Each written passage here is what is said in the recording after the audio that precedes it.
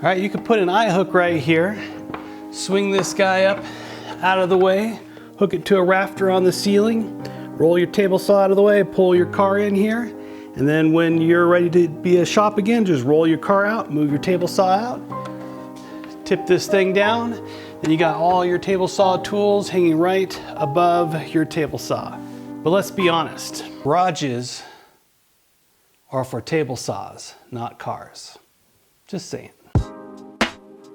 So to decide how everything was going to fit on this rack, I just started knolling my tools. First, I started out with my push sticks. And then, of course, I want to make sure my blade is always square, and I need something to write with. A couple of squares for layout, and my feather boards and some miscellaneous items will hang up here. All right, and then my table saw inserts. I don't use those very often, but I do want them handy for when I do, so they're going to go down on the far end. So then I want my miter gauge to hang, and I want to make sure I have room, since this can be switched to being a left-sided miter gauge or a right-sided miter gauge. So no matter what operation it's in, I want to make sure I have plenty of room for it. So I'm going to just kind of mark out a safe zone section here. This way I don't hang anything in this section. And then I'll flip it over here, this direction. So I want to make sure nothing hangs in these two spots. All right, and then next, I use those spacer blocks quite often. Marking knife, something for my calipers, folding ruler and angle finder. And then these guys I don't really have a spot for else in the shop, but I have some room just to hang some miscellaneous tools, so this will probably change as time goes on as I develop what I want to hang here. My sacrificial finch stop block.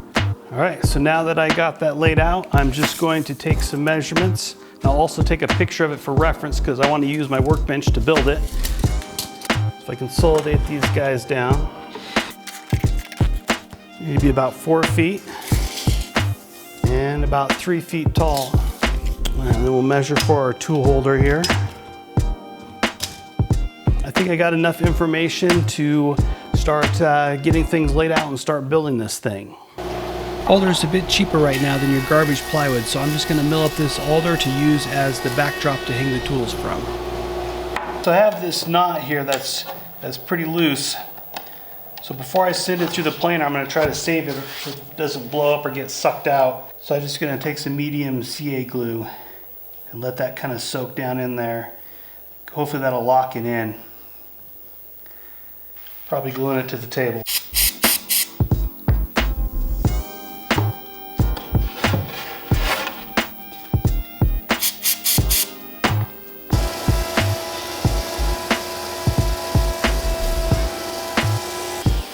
Alright, I got the joints between each board nice and tight. I want to fill all the knot holes to make sure it's good and stable, and also just because it's going to look better that way.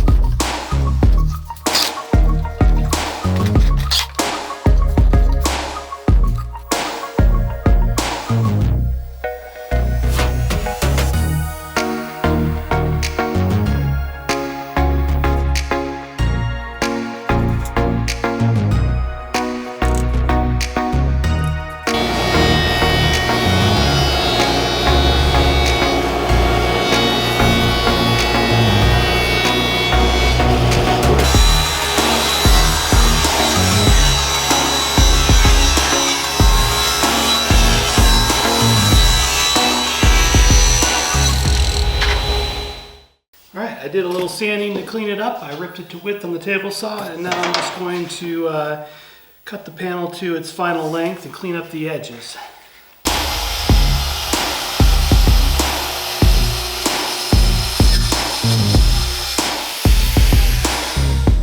All right, I picked out some nice straight long bores with some clean straight grain with as few knots as possible. So these bores will be super strong. And these are the ones that are going to be used to hang the tool rack from the ceiling.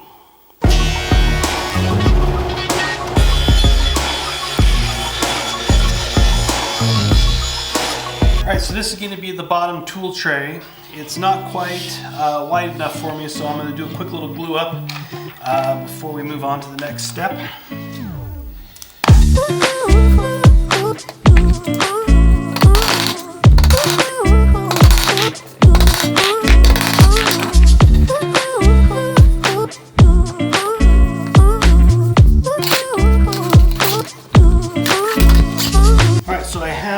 This bottom tray here that is going to get nailed into the part that's going to hang from the ceiling. I need to cut it to a width, but I want to make sure I cut it to the same width as this guy, and as well as the top support. So the sides that are going to hold it up hanging from the ceiling will fit all nice and flush from the tool tray on up. So I cut a strip that's the exact same width. This is my test piece. And I'm just going to use this to set up a stop block at the table saw, so that way I'm ensured that these guys are going to be cut to the exact same width as this.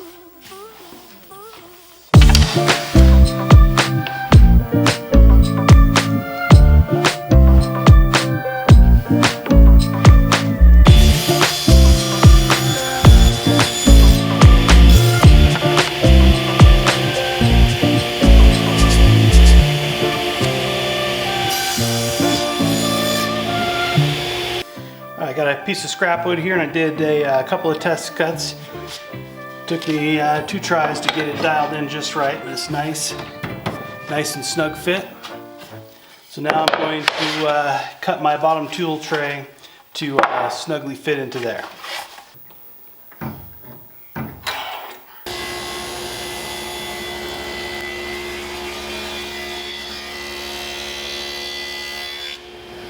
Alright, so while I have the dado blade set up in the saw, I set up a sacrificial fence so I don't screw up my permanent fence.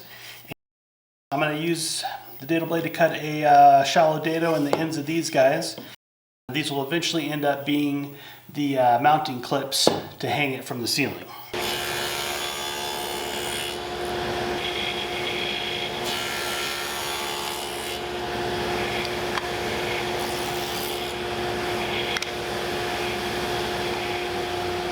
Alright, so for the tool tray on the bottom, I want to be able to hang my miter gauge on it, but I don't want to slide it in a hole, I just want to slide it straight through a slot.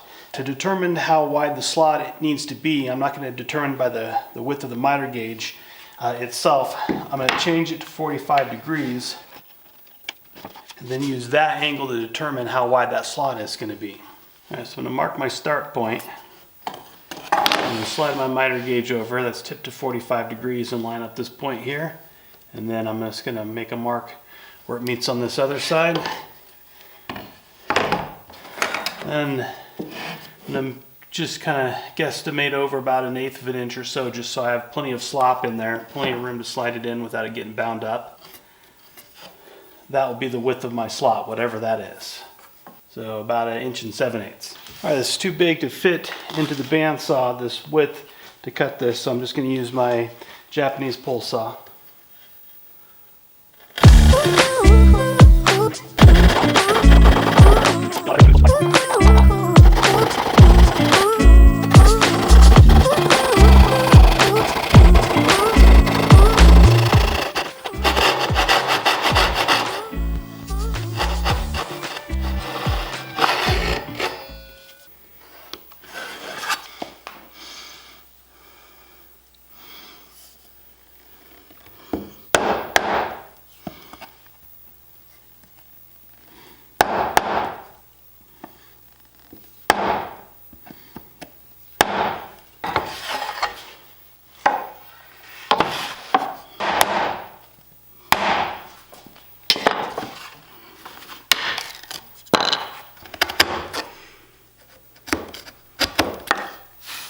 Alright, I got my notches in there. The miter gauge just slides in there just like so.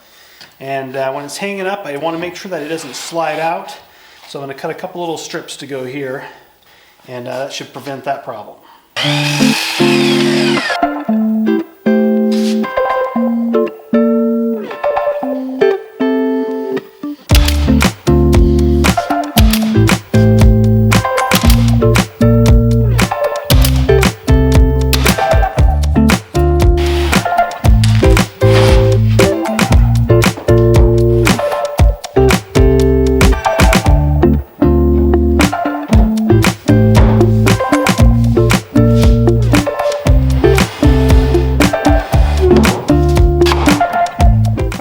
a 1/4 inch hole in there for a 1/4 inch bolt to put it all together.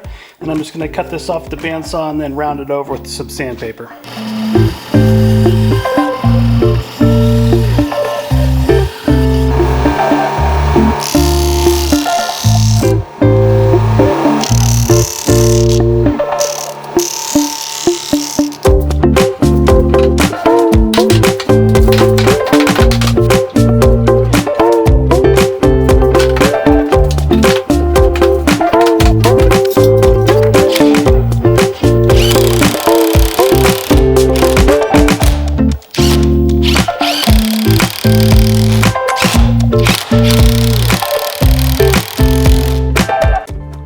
And then I wanted to make sure that I was hanging it far enough over so it wouldn't hang directly over the blade, just in case something fell.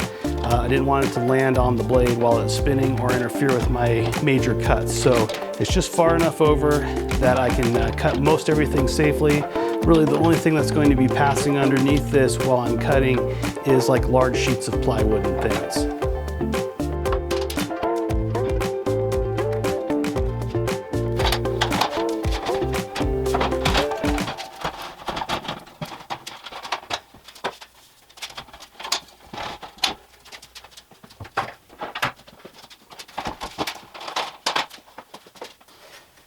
All right, so I cut this guy, a series of them, and I'm gonna have straps, 1/4 inch walnut strap, go across all these guys to hold the tools in. And some of them are cut short for the shorter tools, so I'll trim this guy off right here for the shorter tools, and then some of them will be cut longer, so I'll trim it off for the taller tools, and then this other half is just additional. When I trim these guys off, I can just turn around and fill in the rest of the tool rack.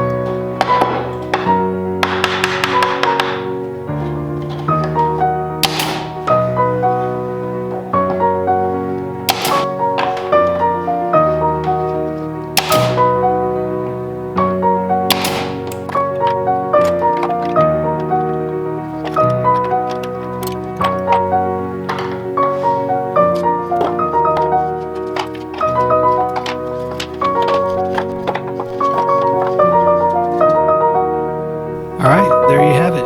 Every tool I need for the table saw, right at hand.